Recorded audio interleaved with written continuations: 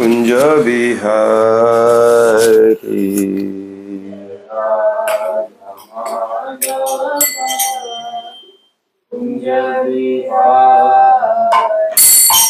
जय राधा माधव कुंज बिहारी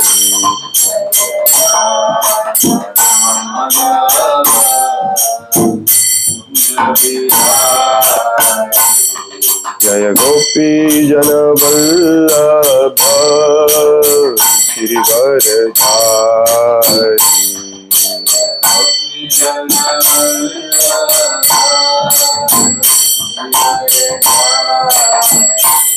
जय गोपी जन वल्लभ गिरिवरधारी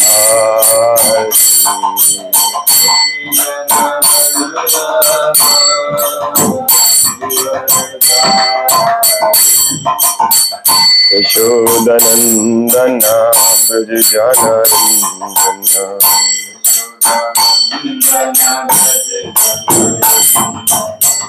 यशोदनंदन ब्रज जनरंजन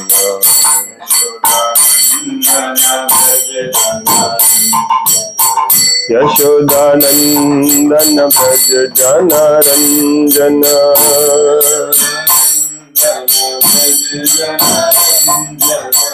यमुना तीर वनचारी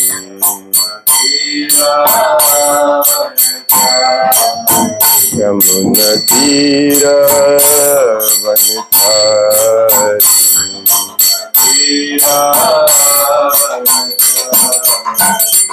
जय राधा माधव कुंज बिहारी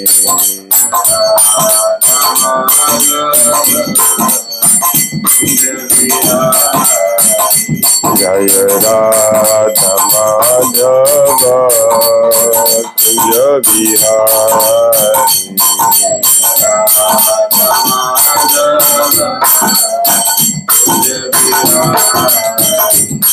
जय राधा माधव राधा माधव राधे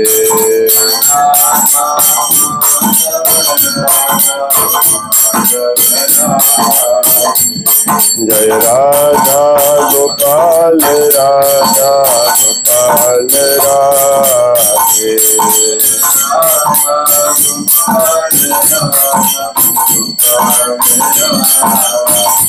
जय कृष्ण बलराम कृष्ण बलराम कृष्ण बलराम जय कृष्ण बलराम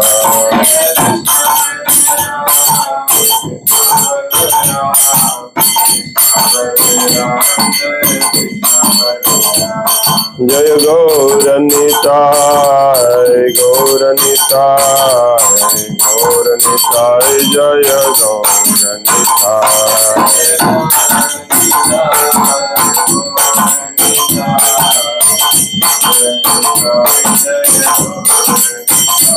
जय जय प्रभुपाद प्रभुपाद प्रभुपाद जय जय प्रभुपाद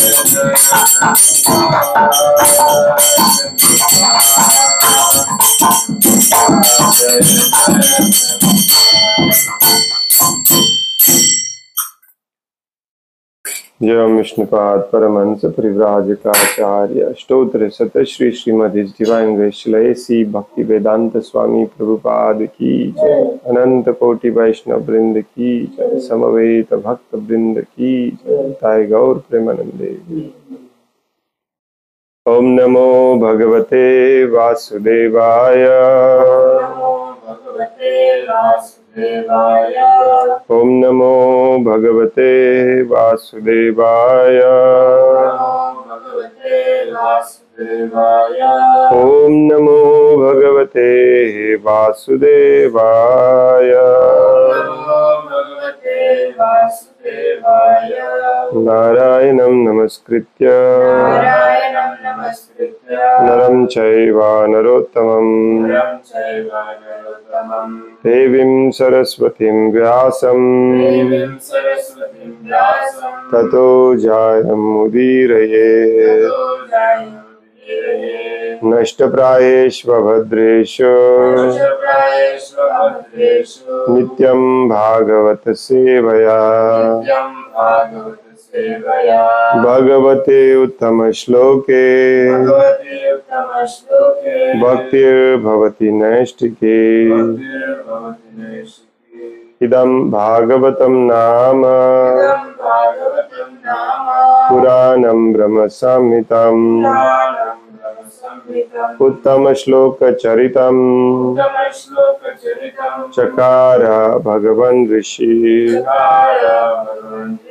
निःश्रेयसाय लोकस्य धन्यं स्वास्थ्यनं महत् ॐ अज्ञानतिमिरान्धस्य ज्ञानाञ्जनशलाकया चक्षुरुन्मिलितं येन तस्मै श्रीगुरुवे नमः। श्रीचैतन्यमनोभीष्टं स्थापितं येन भूतले स्वयं रूपा कदा मह्यं ददाति स्वपदान्तिकम्।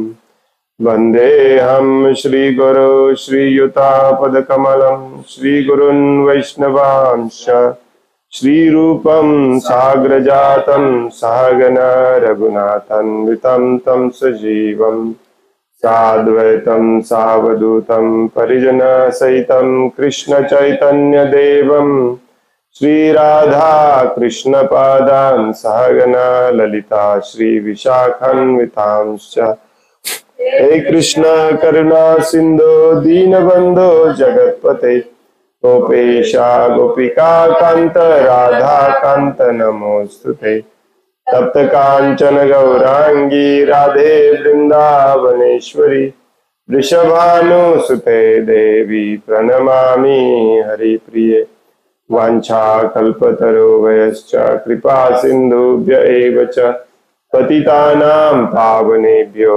वैष्णवेभ्यो नमो नमः। नमो विष्णुपादाय कृष्णपृष्ठाय भूतले श्रीमते भक्तिवेदांत स्वामिन्निति नामिने नमस्ते सारस्वती देवे गौरवाणी प्रचारिणे निर्विशेषा शून्यवादी पाश्चात्य देशतारिणे। जय श्री कृष्ण चैतन्य प्रभु नित्यानंद श्री अद्वैत गदाधर श्रीवासादि गौर भक्त वृंद। हरे कृष्ण कृष्ण कृष्ण हरे हरे हरे राम राम राम हरे हरे। मुखं करोति वाचालं पंगुं लंघयते गिरिं यत्कृपातमहं वन्दे श्रीगुरुं दीनतारिणम्। हरे कृष्ण। श्रीमद्भागवतम स्कंध 4 अध्याय 13 ध्रुव महाराजांचा वंश श्लोक नंबर 29।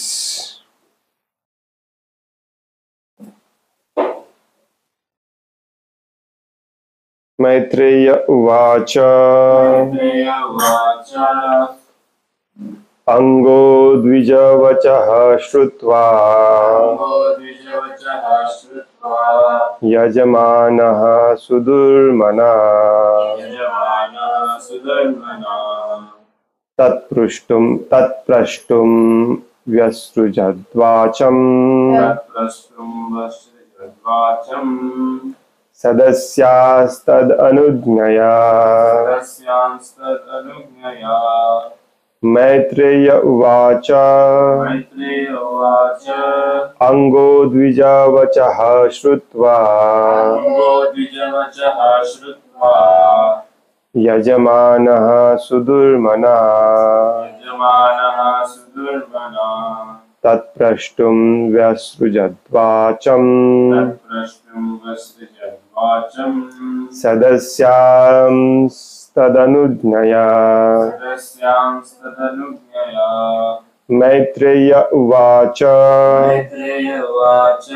अंगो द्विजवचः श्रुत्वा यजमानः सुदुर्मनः तत्प्रष्टुं व्यसृजद्वाचम् सदस्यांस्तदनुज्ञया। मैत्रेय उवाच अंगो द्विजवचः श्रुत्वा यजमानः सुदुर्मनः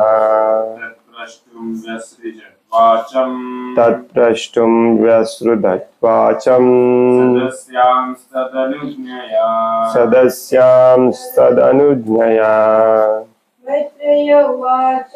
मैत्रेय उवाच अंगो द्विजवचः श्रुत्वा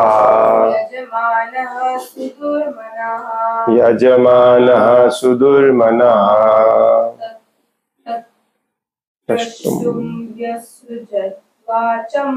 तत्प्रष्टुं व्यसृजद्वाचम्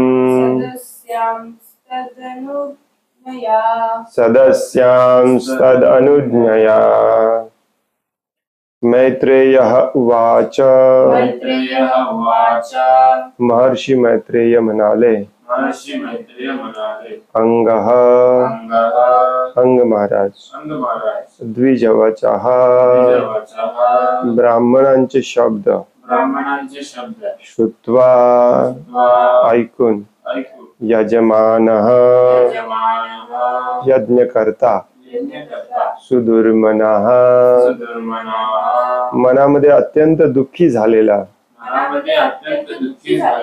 तत् त्याविषयी प्रष्टुम विचारण्यास व्यसृजद्वाचम् ते बोलले सदस्यान् पुरोहितांना तत् त्यांची अनुज्ञया अनुमती घेऊन। भाषांतर आहे मैत्रेय ऋषी म्हणाले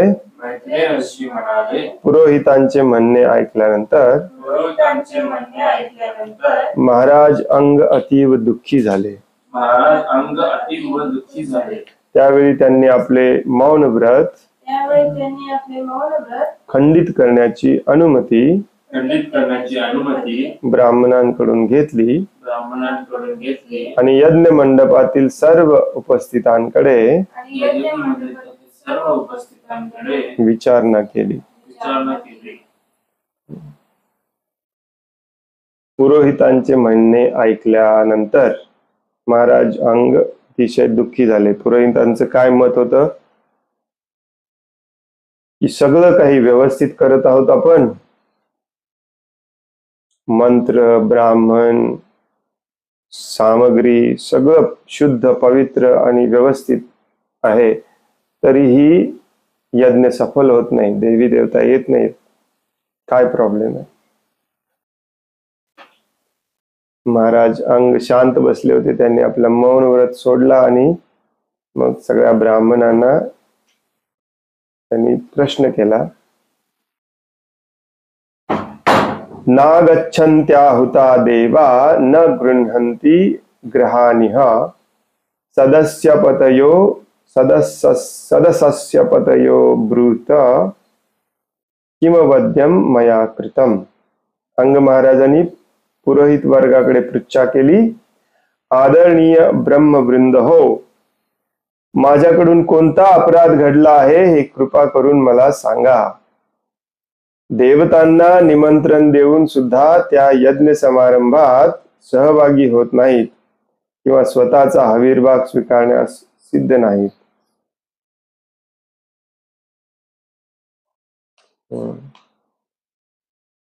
त्याच्यावरती तात्पर्य दिलेलं नाही आहे प्रभुपादांनी दोन्ही श्लोकांवरती। एक महत्वाची गोष्ट त्याच्यावरून शिकण्यासारखी आहे, म्हणजे तो शुद्ध भक्त असतो भक्ती मार्गावरती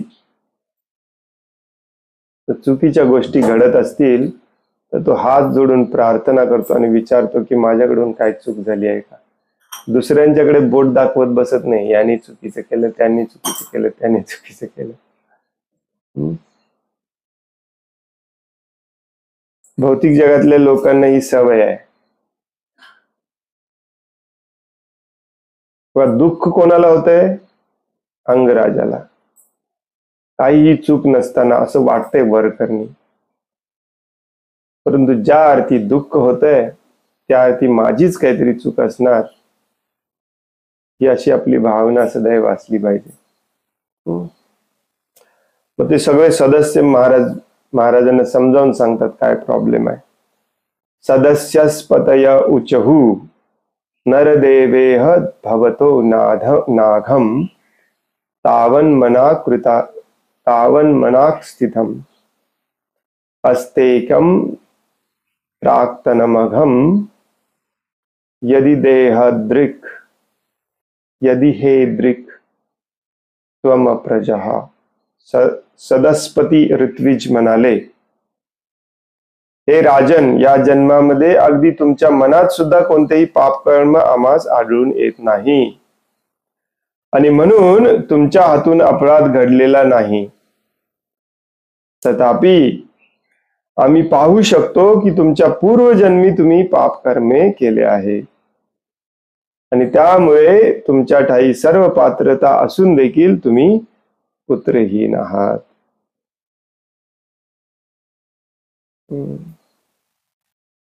इंटरेस्टिंग गोष्ट याच्यामध्ये म्हणजे ते म्हणतात की या जन्मी तुमच्या मनात सुद्धा कोणतेही पाप कर्म आम्हास आढळून येत नाही.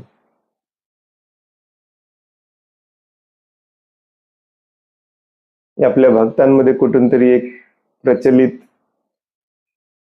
अशी गोष्ट आहे की कलियुगामध्ये मनामध्ये केलेलं पाप चालते, जोपर्यंत ते ओठावरती येत नाही किंवा ऍक्शन मध्ये येत नाही तोपर्यंत त्याला दंड मिळत नाही.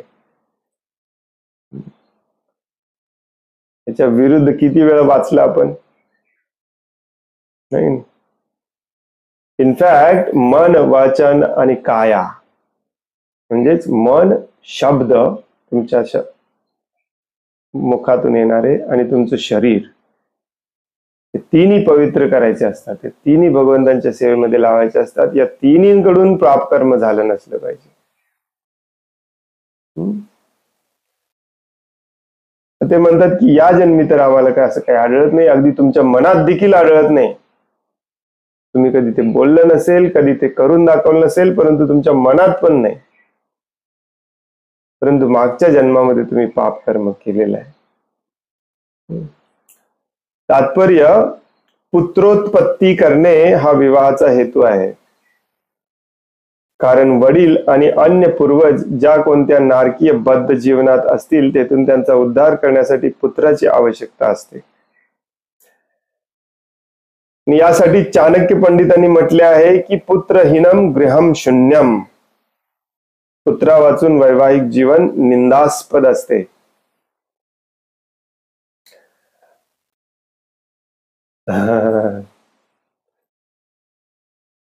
आपले काही भक्त लोक आहेत, त्यांनी लग्न केलंय आणि ठरवलंय की मुलं जन्माला घालायची नाहीत, आपण दोघांनी भक्ती करायची आणि भगवत धामात जायचं.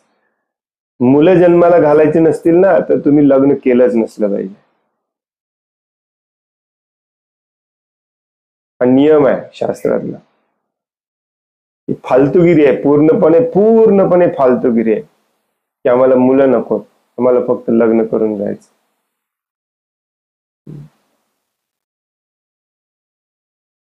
मॉडर्न सभ्यता, मॉडर्न सिव्हिलायझेशन ज्याला आपण म्हणतो, मॉडर्न समाज जो आहे तो इतक्या खालच्या पातळीला गेलेला आहे आपण कल्पना करू शकत नाही. आणि मॅक्झिमम वेळेला हे आपले पती पत्नीमध्ये प्रॉब्लेम होतात, भांडणं होतात, डिवोर्स पर्यंत जातात. मुलं नसतात. मुलं असली की दोघं एका पेजवर येऊ शकतात. वैवाहिक जीवनाचा मेन उद्देशच आहे मुलांना जन्माला घालणे. मॉडर्न ह्या कन्सेप्ट मध्ये पडू नका. तुम्ही भक्त आहात, तुम्ही वैदिक संस्कृतीनुसार गेलं पाहिजे. मी उडपीला होतो, तिथे एक नवरा बायको होते, त्यांना मुलंच नव्हती, रोज भांडायची आणि विचारल्यावर सांगायची की आम्ही ठरवलंय, आम्हाला मुलं नकोच आहेत. आणि असं ठरवून ठरवून ठरवून वय पण झालेलं असते. मूर्ख.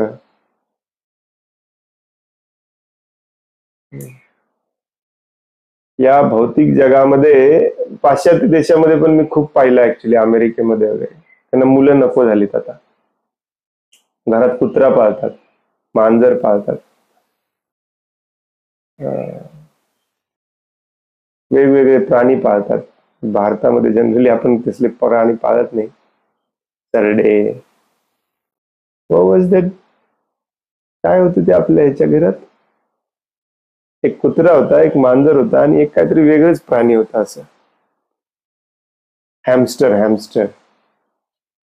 मराठीत काय म्हणतात माहित नाही हॅमस्टर. आमच्या ऑफिस मधलं, माझ्याच टीम मधले दोघे जण ऍक्च्युली एकमेकांशी लग्न केलं त्यांनी. पहिलं लग्न मी अटेंड केलेलं आहे अमेरिकेमध्ये. मग आम्ही आपल्या भारतीय संस्कृतीप्रमाणे त्यांना जेवायला वगैरे बोलवलं. काय म्हणतात त्याला मराठी? केळवण आलं. जेवता जेवता विषय निघाला, मग मुला बाळांचं काय प्लॅन आहे तुमचा. तर दोघांनी स्पष्ट सांगितलं, आम्ही लग्न केलंय एकत्र राहण्यासाठी, या जन्मात आम्हाला मुलं बाळ वगैरे जन्माला घालायची आमची इच्छा नाही, बिलकुल इच्छा नाही. आमच्याकडे एक कुत्रा आहे, एक मांजर आहे आणि एक हॅमस्टर आहे, बास आहे आम्हाला. ही इतकी बोगस फिलॉसॉफी असते. लोकांना कुत्रा मांजर पाळायला आवडतं कारण कुत्री मांजर तुम्ही सांगाल ते ऐकतात, आणि ऐकलं नसेल तर तुम्ही जबरदस्ती करू शकता. तुम्ही माणसावरती करू शकत नाही. माणूस हा भावनिक प्राणी आहे, इमोशनल प्राणी आहे. त्यामुळे मुलं मोठी झाली तर त्यांच्या भावनेप्रमाणे तुम्हाला वागावं लागतं. ते तुम्हाला पटत नाही. आधुनिक संस्कृतीमधले लोक म्हणतात आमचं स्वातंत्र्य नष्ट होतं मुलांना जन्म घातले की. सगळ्यात मोठी बोगसगिरी, पाप कर्म आहे सगळ्यात मोठं. इंद्रिय सुख तर पाहिजे, परंतु मुलांना जन्माला घालायचं नाही, कारण मुलं खूप मोठी जबाबदारी आहे. तुमचं स्वातंत्र्य नष्ट होतं. कसलं स्वातंत्र्य? स्वार्थी स्वातंत्र्य. म्हणूनच लोकांना कशाला, आपल्या भक्तांना, म्हणूनच आपल्या भक्तांना गाय नको घरात, कारण स्वातंत्र्य नष्ट होतं.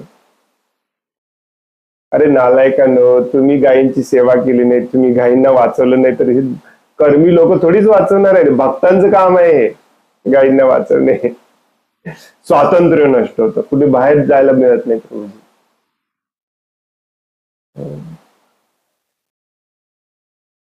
मुलं जन्माला घालायची नसतील तर तुम्ही लग्न केलं नसलं पाहिजे. That's it, full stop, period. हा नियम आहे.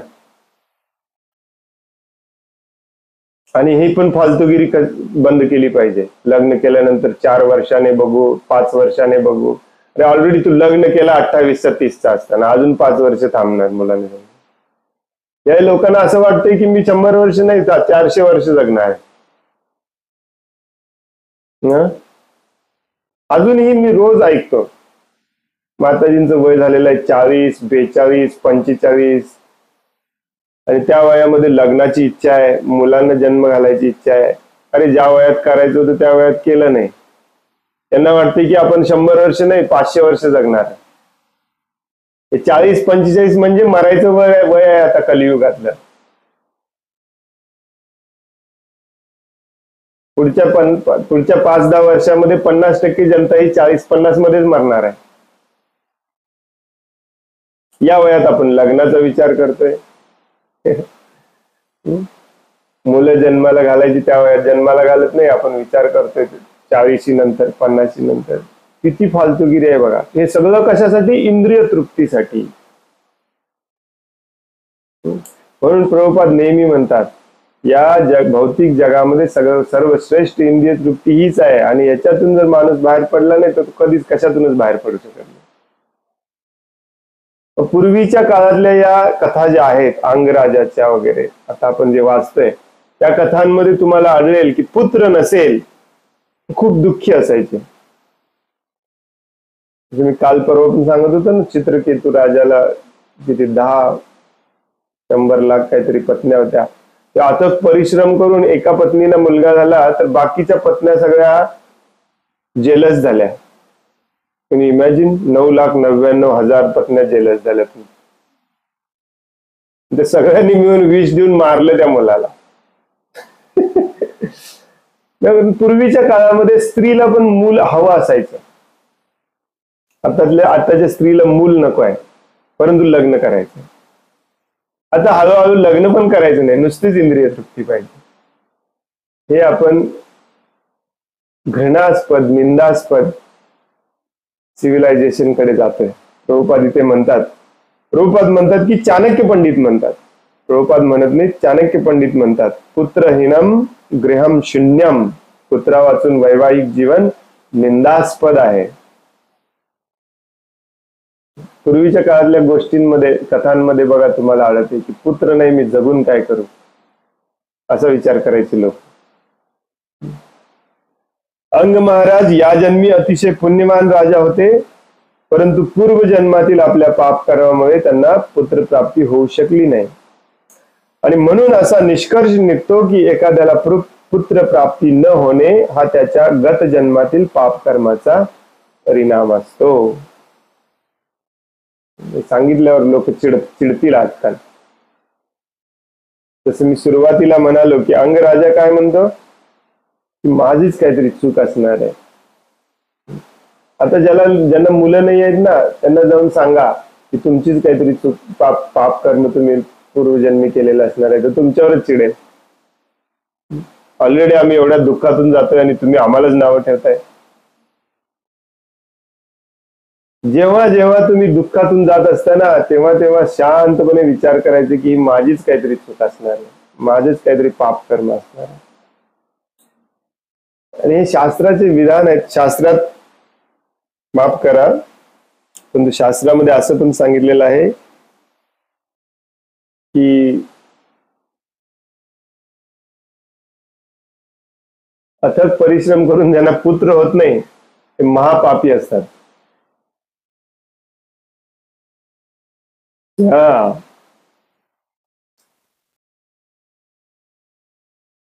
म्हणून असा निष्कर्ष निघतो की एखाद्याला पुत्र प्राप्ती न होणे हा त्याच्या गत जन्मातील पाप कर्माचा परिणाम असतो. पुढे म्हणतात, हे नृपश्रेष्ठ, तथा साधय भद्रम ते आत्मानं सुप्रजम नृप, इष्टस्ते पुत्र कामस्य पुत्रम दास्यसी यज्ञभुक. हे नृपश्रेष्ठ, आम्ही तुमचे कल्याण इच्छितो. नृप म्हणजे मानवी समाज, मानवी समाजातला श्रेष्ठ म्हणजे नृपश्रेष्ठ म्हणजे राजा. आम्ही तुमचे कल्याण इच्छितो. तुम्ही पुत्रहीन आहात, परंतु भगवंतांची तात्काळ आराधना करून तुम्ही त्यांच्याकडे पुत्राची कामना केली, त्या इच्छापूर्तीच्या हेतूने यज्ञ केला, तर यज्ञ भोगता भगवंत तुमची इच्छा पूर्ण करतील. तथा स्वभागधेयानी ग्रहिष्यन्ति दिवौकसः यज्ञ पुरुषः साक्षात अपत्याय हरिर्भृतः. आपली पुत्र कामेच्छा तृप्त करण्यासाठी तुम्ही जेव्हा यज्ञाचे सर्वश्रेष्ठ भोक्ता भगवान श्री हरी यांना निमंत्रित कराल, तेव्हा सर्व देवता त्यांच्या समवेत येतील आणि आपापला आविर्भाव स्वीकारतील. तात्पर्य, जेव्हा यज्ञ केला जातो तेव्हा तो यज्ञ सर्व यज्ञफळांचे भोक्ता भगवान विष्णू यांना प्रसन्न करण्यासाठी असतो. भगवान विष्णू यज्ञपंडपी प्रकट होण्याचे मान्य करतात, तेव्हा स्वाभाविकता सर्व देवता त्यांच्या आपल्या स्वामीचे अनुसरण करतात आणि यज्ञातील आपापला वाटा स्वीकारतात. निष्कर्ष असा की यज्ञ हे भगवान विष्णूंसाठी असतात, देवतांसाठी नसतात. तरी पण सगळे यज्ञ देवतांसाठी केले जातात. दुसरा एक निष्कर्ष तुम्ही याच्यातून असं काढू शकता की जेव्हा तुम्ही पाप कर्म केलेले असतात तेव्हा देवी देवता देखील तुम्हाला भीक घालत नाही. The lack of better words. जेव्हा तुम्ही पापी असता तेव्हा किती यज्ञ केला तरी देवी देवता देखील तुमच्याकडे बघत नाहीत जोपर्यंत भगवान विष्णू तुमच्याकडे बघत नाही. सगळ्या तिथल्या ब्राह्मणांनी पुरोहितांनी अंगराजांना सल्ला दिला की एकच उद्देश ठेवा, भगवान श्री विष्णूंना प्रसन्न करणे, आणि त्या उद्देशाने यज्ञ करा. मग भगवान श्री विष्णू येतील. भगवान श्री विष्णू आले तर बाकीचे देवदेवता देवी देवता आपोआप येतील. तान स्थान कामान हरिर दद्य दद्या यान कामयते जनः आराधितो तथा यथैवैश्य तथा पुंसाम फलोदया. यज्ञ करता म्हणजे कर्मकांड विधीनुसार यज्ञ करता ज्या कामनेने भगवंतांची पूजा करतो ती त्याची कामना तृप्त होते. हे सगळे ब्राह्मण तिथे जमा झालेले ब्राह्मण पुरोहित सगळे राजाला सांगतात की यज्ञ करता ज्या कामनेने भगवंतांची पूजा करतो ती त्याची कामना तृप्त होते. या श्लोकामध्ये कर्मकांड विधीनुसार असं कुठे लिहिलेलं नाही आहे, परंतु प्रभुपाद मुद्दामून आपल्याला कंसामध्ये सांगतात कर्मकांड विधीनुसार. तात्पर्य भगवद्गीतेमध्ये भगवंत म्हणतात की उपासकाच्या कामनेनुसार मी त्याला वर प्रदान करतो. या भौतिक जगातील सर्व बद्ध जीवांना स्वतःच्या इच्छेनुसार कार्य करण्याचे पूर्ण स्वातंत्र्य भगवान प्रदान करतात. तथापि आपल्या भक्तांना ते सांगतात की तुम्ही स्वतःच्या पद्धतीने कार्य करण्यापेक्षा माझी शरणागती पत्करलेली बरी, कारण मी तुमचे दायित्व स्वतःवर घेईन.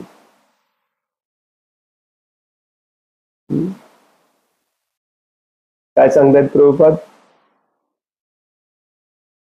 की भगवंत म्हणतात, आणि आता इथे हे ब्राह्मण लोक देखील सांगत आहेत अंगराजाला की ज्या कामनेने तुम्ही भगवंतांची आराधना यज्ञ कराल ती कामना भगवंत तुमची पूर्ण करतील. आणि हे खरं पण आहे. ऍक्च्युली भागवतम मध्ये देखील ते म्हटलेलं आहे, भगवद्गीतेत मध्ये पण सांगितलेलं आहे, भागवतम मध्ये सांगितलेलं आहे अकाम सर्व कामो वा. भगवद्गीतेत देखील भगवंत म्हणतात ज्या इच्छेने तुम्ही माझ्याकडे याल ती इच्छा मी तुमची पूर्ण करेन. ऑफकोर्स त्याच्यासाठी पात्र असलं पाहिजे, तेवढी शुद्धता असली पाहिजे, त्या इच्छेने पूर्णपणे भगवंतांची आराधना केली पाहिजे. अर्धवट इच्छेने करून चालत नाही. तसं ध्रुव महाराज देखील कामी होते, काम इच्छा घेऊनच आले होते, परंतु पूर्ण समर्पित होऊन भगवंतांची आराधना केली. आणि पूर्ण समर्पित होऊन भगवंतांची आराधना करणे म्हणजे शुद्ध भक्त होणे. आणि शुद्ध भक्त या प्रोसेसमध्ये जर आपण जेव्हा शुद्ध भक्त होतो, भगवंतांना पूर्ण शरण जातो, तेव्हा आपली कुठली काम इच्छाच राहत नाही.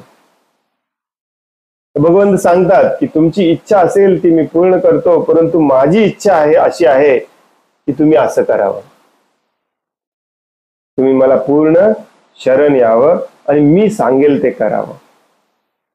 मग त्याचा जो परिणाम होईल ना, मग चांगला असो वाईट असो त्याची जबाबदारी मी घेतो. पण तुमची काम इच्छा घेऊन तुम्ही माझ्याकडे आला तर मी ती पूर्ण करणार, परंतु त्याचे जे परिणाम होईल त्याची जबाबदारी तुम्हालाच घ्यावी लागेल. कारण भौतिक जगामध्ये परिणामाशिवाय काही मिळत नाही, आणि भौतिक जगामध्ये प्रत्येक गोष्टीचा परिणाम हे दुःखच असतं. अख्खा ग्रह जरी तुम्हाला मिळाला ध्रुव महाराजांसारखा तरी तिथे दुःखच आहे. त्यामुळे बेस्ट आहे की तुम्ही स्वतःच्या पद्धतीने कार्य करण्यापेक्षा माझी शरणागती पत्करलेली बरी. हे देखील भगवंत भगवद्गीतेत सांगतात. बऱ्याच जणांना हे शरणागती कन्सेप्ट समजलाच नाही अजून. भगवंतच सगळे इच्छा पूर्ण करणार आहेत, देवी देवता थोडीच करणार आहेत. देवी देवता फक्त मॅनेजर आहेत. मालकाने दिलं तर तुम्हाला देणार, नसेल ते स्वतःच्या खिशातून थोडीच देणार आहेत तुम्हाला. त्यामुळे भगवंतच पूर्ण करतात. तुमची जी इच्छा पूर्ण झालेली आहे, होत आहे, होणार आहे, ते सगळे भगवंतच पूर्ण करणार आहेत. परंतु आपल्याला भगवंतांना शरण जायचं नाही आणि भौतिक इच्छाच करायच्या आहेत. त्यामुळे आपण इथे भोगत बसलोय, दुःख भोगत बसलोय. त्या भौतिक जगामध्ये दुःख सोडून दुसरं काही नाही. त्यामुळे सगळ्या ब्राह्मणांनी सांगितलं अंगराजाला की तुमची इच्छा आहे पुत्रप्राप्तीची, तुम्ही भगवंतांकडे जावा, देवी देवतांकडे जाऊ नका, भगवंत पूर्ण करतील. आणि भगवंत पूर्ण करतात देखील. परंतु तात्पर्यामध्ये प्रभुपाद आपल्याला समजावून सांगतात की इच्छा करताना देखील माणसाने सतर्क राहिलं पाहिजे. तसं ध्रुव महाराजांच्या उदाहरणावरून आपल्याला कळतं. ध्रुव महाराजांना नंतर पश्चाताप झाला की मी काय इच्छा केली, परंतु जी इच्छा केली ते घ्यावं लागलं.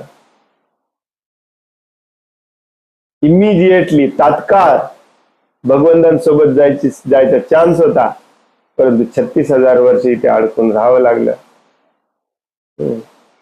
याला म्हणतात कर्म मिश्रित भक्ती. देवी देवता देखील कर्म मिश्रित भक्तीच करतात. कर्म मिश्रित, ज्ञान मिश्रित, ध्यान मिश्रित. मिश्रित म्हणजे त्यामध्ये अजून काहीतरी मिक्स आहे, शुद्ध भक्ती नाही. शुद्ध भक्ती नसेल ना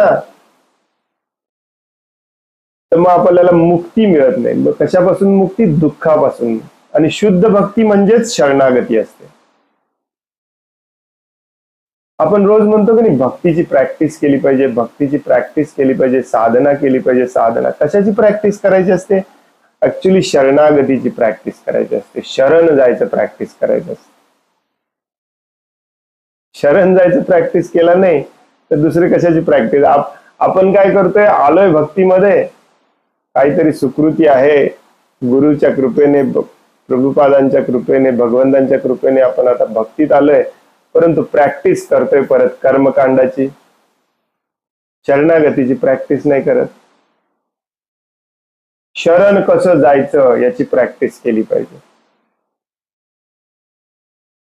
भगवंतांच्या समोर रडायचं कसं याची प्रॅक्टिस केली पाहिजे. हे करत नाही आपण. भगवंतांच्याकडून मागायचं कसं हे चालू आहे अजून पण. भक्तीची प्रोसेस, भक्तीची प्रक्रिया, भक्तीचे प्रॅक्टिस म्हणजे शरणागतीची प्रोसेस असते, शरणागतीचं प्रॅक्टिस असते. तुमच्यापैकी किती जणांनी शरणागती पुस्तक वाचलंय?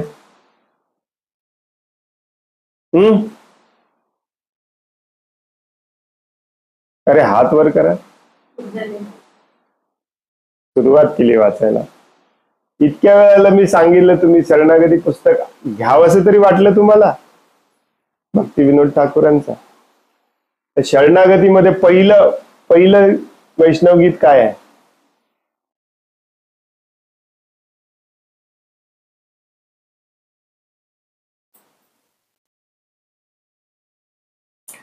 शरणागती जे पुस्तक आहे भक्ती विनोद ठाकूरांचं,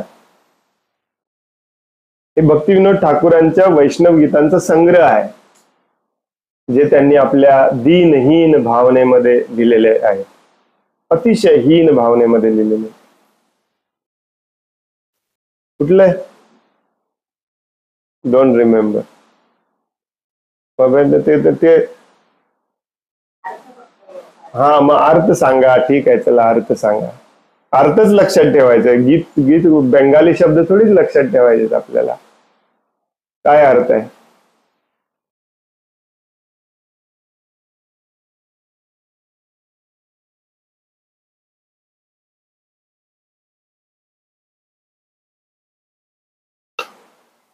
श्री कृष्ण चैतन्य प्रभु जीवे दया करो.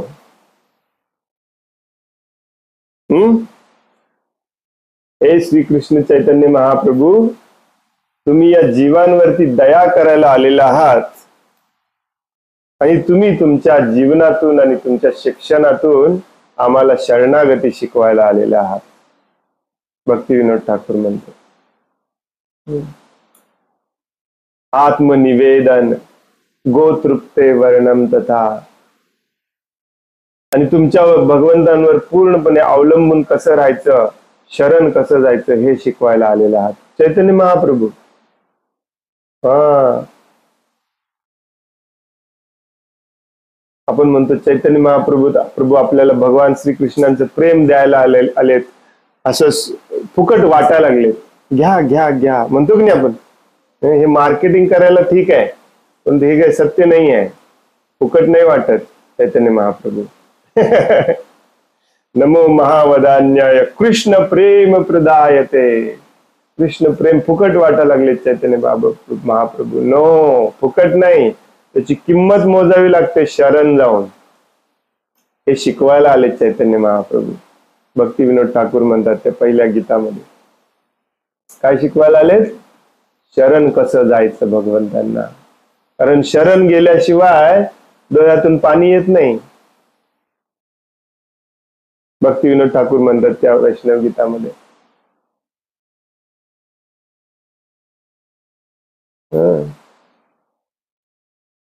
आपलं हृदय आहे दगडासारखं, कसं शरण जाणार.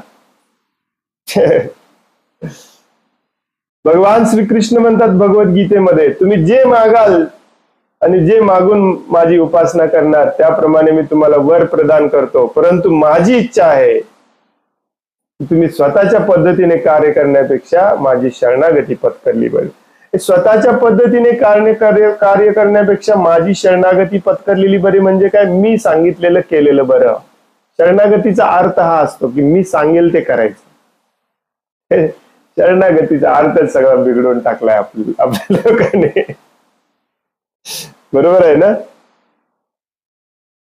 ती भक्ती सिद्धांत सरस्वती ठाकूर सांगतात की भक्ती म्हणजे एकदा, फक्त एकदा हरे कृष्ण तुम्ही म्हटलं ना, तुमच्या डोळ्यात पाणी आलं पाहिजे.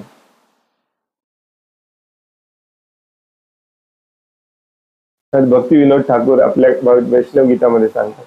आणि भक्ती सिद्धांत सरस्वती ठाकूर त्याच्यावरती कमेंट्री तात्पर्य लिहिताना सांगतात की भक्तीचा अर्थ असतो एकदा जरी हरे कृष्ण म्हटलं तुमच्या डोळ्यात पाणी आलं पाहिजे. मग विचार करा त्या व्यक्तीच्या प्रती किती प्रेम असलं पाहिजे आपल्या मनामध्ये. वृंदावन दास ठाकूर म्हणतात चैतन्य भागवत मध्ये, भक्ती योग भक्ती योग भक्ती योग धन, भक्ती येई कृष्ण नाम स्मरण कंदन. कंदन म्हणजे रडणे. कृष्ण स्मरण झालं एकदा, हरे कृष्ण म्हटलं की डोळ्यात पाणी आलं पाहिजे. मग हे कधी होणार? तुमच्या जीवनात पण होतंय. तुमच्या मुलाचं स्मरण झालं तुम्हाला, तुमच्या डोळ्यात पाणी येते. का? कारण तुम्ही तुमच्या मुलासाठी काही करायला तयार असता. असं भगवंतांसाठी काही करायला तयार झालं पाहिजे. त्याला म्हणतात शरणागती, शरण जाणे.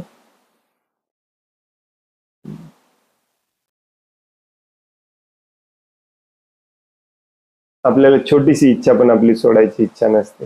शरण कसं जाणार आपण? भगवंत म्हणतात स्वतःच्या पद्धतीने कार्य करण्यापेक्षा माझी शरणागती पत्करलेली बरी. लगेच भक्तांना वाटतं मी रोज जाऊन दंडवत पूर्ण साष्टांग काठीप्रमाणे पडतो विग्रहांच्या समोर, म्हणजे मी शरणच गेलोय. वाक्याचा अर्थ काय? स्वतःच्या पद्धतीने कार्य करण्यापेक्षा म्हणजे तुम्ही जे स्वतःच्या मनाने चालवलंय ना सगळं, मला हे करायचंय ते करायचंय हे पाहिजे ते पाहिजे, सगळं बंद करायचं आणि भगवान श्रीकृष्ण सांगतात तेच करायचं. आचार्य सांगतात तेच करायचं. 24 तास नाही प्रभूजी मला कुटुंब आहे. नो, मग कुठलं शरण? शरणागती पत्करली पाहिजे. प्रभुपाद म्हणत शरणागती पत्करली पाहिजे. मग भगवंत तुमचं सगळं उत्तरदायित्व घेणार. अहम त्वम सर्व पापेभ्यो मोक्षायिषामि मा शुचा. तुमची मुक्ती, तुमचं सगळं पाप, सगळ्याच जबाबदारी मी घेतो.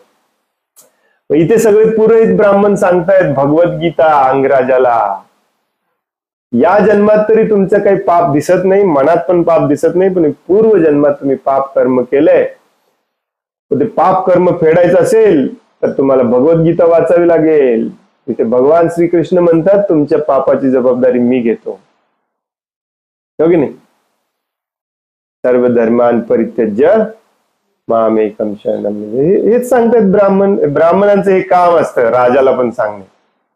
देवी देवतांच्या मागे कशाला लागलाय तुम्ही? पुत्र प्राप्तीसाठी. भगवंतांना शरण जावा, तुमची इच्छा पूर्ण करतील, सगळं पूर्ण करतील, कारण ते तुमच्या पापाची जबाबदारी घेणारे आहेत. अहम त्वम सर्व पापेभ्यो.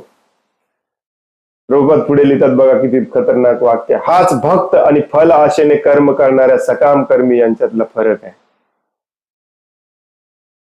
मग या सिद्धांताप्रमाणे बघा कोण भक्त आहे, कोण भक्त आहे. दिसतो कोणाला कुठे तुम्हाला भक्त कलियुगामध्ये? सगळे सकाम कर्मी आहेत. सकाम कर्मी पण नाही, सकाम कर्मी खूप चांगला असतो वैदिक शास्त्रानुसार. सगळे पाप कर्मी आहेत, हो की नाही? सकाम कर्मी केवळ स्वतःच्या कर्मफलांचाच उपभोग घेतो, परंतु भक्त हा परम भगवंतांच्या मार्गदर्शनाखाली असतो आणि म्हणून तो स्वतःच्या घरी म्हणजेच भगवत धामात परत जाण्याचे अंतिम ध्येय प्राप्त करण्यासाठी भक्तिमय सेवेमध्ये केवळ प्रगतीच करीत जातो. परत एकदा सांगितले ते भक्ताचं काम आहे भक्तिमय सेवेमध्ये प्रगती करत जाणे. आता हे ठामपणे लक्षात ठेवा, भागवतम क्लासला उपस्थित असलेले सगळे. भक्तिमय सेवेमध्ये प्रगती करत जाणे म्हणजेच, लिहून ठेवा, भक्तिमय सेवेमध्ये प्रगती करत जाणे म्हणजेच शरणागतीमध्ये प्रगती करत जाणे. तुम्हाला एक वेळ फुलं ओवाळता नाही आली तरी चालतील, हे लोकांना हे प्रगती वाटते. दंडवत प्रणाम नाही करता आला तरी चालेल, तिलक नाही लावता आला तरी चालेल. प्रगती करायची, स्टेप बाय स्टेप पुढे गेलेलं कसं दिसलं पाहिजे? तुमच्या शरणागतीच्या भावामध्ये प्रगती झाली पाहिजे. भक्तीमध्ये प्रगती करायची म्हणजे शरणागतीमध्ये प्रगती करायची. भाव बदलायचा, भावनिकता बदलायची. भक्ती सिद्धांत सरस्वती ठाकूर सांगतात की माणूस शरण जात नाही, त्याला हरे कृष्ण म्हटल्यावरती ज्याच्या डोळ्यात पाणी येत नाही, याचं कारण असतं त्याचं हृदय दगडासारखं कठोर झालेलं असतं. दगडासारखं कठोर हृदय म्हणजे काय? मी. कठोर हृदय म्हणजे दुसरं काय असतं? मी. माझ्या मनाप्रमाणे झालं पाहिजे, माझ्या कंट्रोलमध्ये सगळं राहिलं पाहिजे. हे सगळं सोडून देऊन भगवंतांच्या मनाप्रमाणे वागायला पाहिजे. स्वतःच्या पद्धतीने कार्य करण्यापेक्षा परम भगवंतांच्या मार्गदर्शनाखाली काम केलं पाहिजे. या श्लोकामध्ये कामान अर्थात इंद्रिय तृप्तीच्या इच्छा हा शब्द महत्वपूर्ण आहे. भक्त कामनारहित असतो, भक्त कामनारहित असतो, त्यालाच शरणागती म्हणतात. कामनारहित असतो, परंतु प्रभूजी नो, कामनारहित, झिरो, अन्याभिलाषिता शून्यम. कळलेलंच नाही आपल्याला अजून शून्य कसं करायचं. भगवंतांच्या इंद्रियांना तृप्त करणे अथवा समाधान देणे हे त्याचे एकमेव ध्येय असते. भक्त आणि कर्मी या दोघांमध्ये हाच भेद आहे, फरक आहे.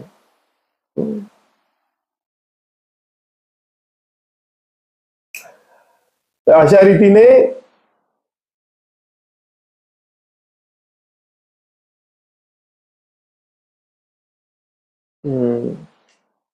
पुढे वाचूया का नको?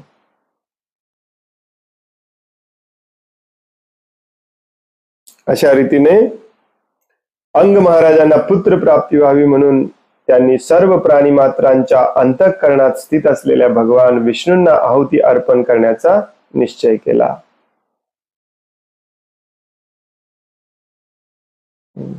हे यज्ञ खूप कॉम्प्लिकेटेड असतं. काल जसं आपण चर्चा करत, मॅनेजर लोकांना संतुष्ट करायचे प्रयत्न करत होते, कोणी संतुष्ट होत नव्हता. मग ट्रिक सांगितली ब्राह्मणाने, डायरेक्ट मालकाकडे जावा, गप्प येतात सगळे मॅनेजर. यज्ञाच्या विधीनुसार कधी कधी यज्ञस्थळी पशूंचा बळी देण्यात येतो. अशा पशूंची हत्या करण्यासाठी नव्हे तर त्यांना नवजीवन देण्यासाठी त्यांचा बळी देण्यात येतो. प्रभुपादांनी किती हजार ठिकाणी हे लिहिलंय बघा. का? कारण हे अंधश्रद्धा आपल्याला सोडायची आहे. यस, शास्त्रामध्ये लिहिलेलं आहे, परंतु कलियुगामध्ये ते शक्य नाही. आणि ज्या युगामध्ये ते शक्य होतं तेव्हा देखील त्या प्राण्यांना बळी देऊन खाण्यासाठी यज्ञ नव्हता. यज्ञाचा उद्देश व्यवस्थित समजावून घ्या. उद्या तुम्हाला मुस्लिम लोक, दलित लोक वगैरे तुमच्याकडे बोट करून सांगायला लागले तुम्ही आहे बकरीला बळी देता, हे करता ते करता, त्यांना स्पष्ट तुम्हाला उत्तर देता आलं पाहिजे. म्हणून प्रभुपाद पुन्हा पुन्हा पुन्हा पुन्हा तेच सांगतात. वैदिक मंत्रांचे अचूक उच्चारण केले जाते की नाही हे जाणण्यासाठी प्रयोग म्हणून अशा कृती केल्या जात. काही वेळा वैद्यकीय प्रयोगशाळेत रोग चिकित्सेचे परिणाम शोधून काढण्यासाठी लहान प्राणी मारले जातात. वैद्यकीय प्रयोगशाळेत मात्र प्राण्यांना पुन्हा जिवंत केले जात नाही. परंतु यज्ञामध्ये पशुबळी दिला जातो तेव्हा वेद मंत्रांच्या शक्तीद्वारे त्याला नवजीवन प्रदान करण्यात येते. शिपी म्हणजे यज्ञाच्या ज्वाळा. यज्ञाग्नीमध्ये ज्वाळांना आहुती अर्पण केली जाते. तर त्या ज्वाळांच्या रूपाने भगवान विष्णू यज्ञामध्ये उपस्थित असतात. म्हणून भगवान विष्णू हे शिपिविष्ट नावाने ओळखले जातात. श्लोकामध्ये त्यांना शिपिविष्ट म्हटलेलं आहे. शिपिविष्टाय विष्णवे. बघा, जे स्वतःला हिंदू समजतात ना त्यांनी हे फालतूगिरी केली नसली पाहिजे. उंदीर फाडणे, बेडूक फाडणे, लॅब मध्ये जाऊन त्याच्यावरती हे करणे. आपले शुभविलास प्रभू शास्त्रज्ञ होते, जॉब सोडला त्यांनी. रोज जाऊन उंदीर फाडायचे, बेडकं फाडायचे, उंदीर फाडायचे, किडनीवरती रिसर्च करायचे. प्रभुपादांची हे वाक्य ऐकून ऐकून ऐकून त्यांना वाईट वाटायला लागलं आणि बंद केलं त्यांनी. आपण इथे विचार करत बसतो, प्रभूजी बंद केल्यावर मग माझं कुटुंब कसं चालणार, हे कसं होणार, ते कसं होणार. अरे सिद्धांत असतो. तुमचं कुटुंब चालवायला तुम्ही बेडकाने उंदर मारत बसणार का? बंद केलं पाहिजे म्हणजे बंद केलं पाहिजे. मरा दुसऱ्या दिवशी, खरं बंद, पाप कर्म बंद केलं पाहिजे. हे आपल्या लक्षात आलं नाही बऱ्याच भक्तांच्या आजपर्यंत. आपले पाप कर्म बंद करणे ला भक्ती म्हणतात.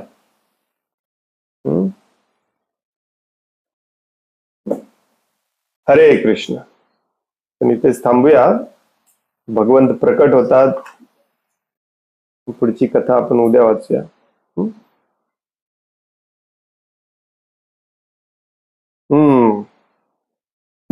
कोणाला काही प्रश्न आहे, काही सांगायचं आहे?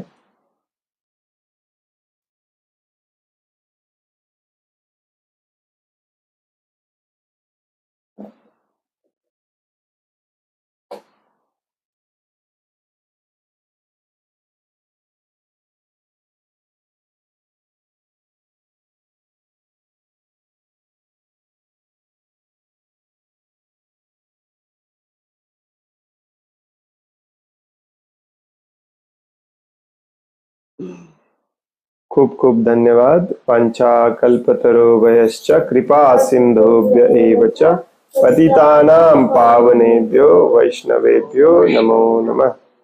अनंत कोटि वैष्णव वृंद की जय. वैष्णव ठाकुर शिल प्रभुपाद की जय. ग्रंथराज श्रीमद् भागवतम की जय. हरे कृष्ण.